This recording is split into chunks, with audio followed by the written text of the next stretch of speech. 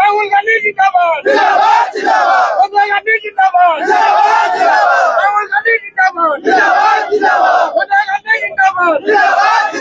Barack Obama जिंदाबाद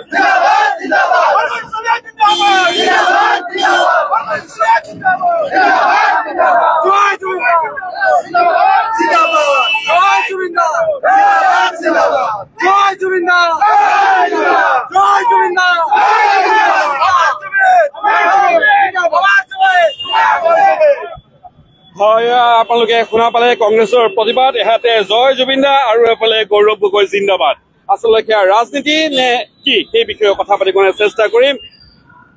অসমৰ হিয়াৰ আমঠু জুবিন গাৰ্গৰ ফটো বা পোষ্টাৰ আপোনালোকে লৈ প্ৰতিবাদ সাব্যস্ত কৰিছে দুইটা বস্তু একেলগে আপোনালোকে কি ধৰণে সাঙুৰি লৈছে হয় হয় চাওক এটো মানে ক'বলৈ গ'লে পুৰা প্ৰতিবাদ নহয় আমি প্ৰতিবাদ হয় হয় হয় কিন্তু আমি চাওক এতিয়া মহামানৱজনৰ যিখিনি আদৰ্শ আছিলে সেইখিনি আমি ৰাজনীতি নকৰি আমি তেওঁক শ্ৰদ্ধা কৰি কেনেকৈ আগবাঢ়ি যাব পাৰোঁ তেওঁ এই দুৰ্ঘটনাৰ পিছত উল্লেখ কৰাৰ যিখিনি বিষয় আছিলে আমাৰ কাৰণে এইখিনি শিলৰ ৰেখা তো আৰু আপোনালোকে জানে তেওঁ ঢুকুৱা ক'ব নাপায় 4 দিনৰ পিছতে এই বিজেপিৰ চেষ্টাচাৰী চৰকাৰখনে 4 দিনৰ পিছতে দীঘলী পুখুৰীত গৈ পেলাই আকৌ গছ কাটিছে আৰু এতিয়া আমি শুনা পাইছো যে ৰিং ৰোড নিৰ্মাণ কৰোঁতে 6,000 পৰা 10,000 গছ তেওঁলোকে কাটিব বুলি আমি খবৰ পাইছো Amchang wild life century Maijdi আমাৰ সেউজ পৰিৱেশটো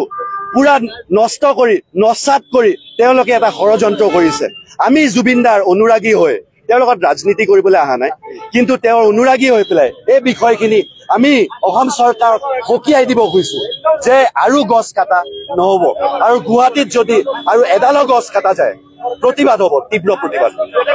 চৰকাৰে গছ কটা বন্ধ কৰিব লাগে কাৰণ জুবিন গাৰ্গে গছ কটাৰ বিৰোধিতা কৰিছিল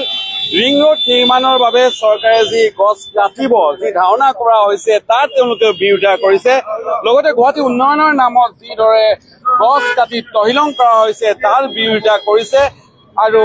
সেই বিৰোধিতা কৰি তেওঁলোক এইদৰে ৰাজপথলৈ ওলাই আহিছে আৰু ৰাজপথলৈ ওলাই আহি তেওঁলোকে প্ৰতিবাদ সাব্যস্ত কৰিছে ৰাজীৱ ভৱনৰ সন্মুখৰ সেই প্ৰতিবাদী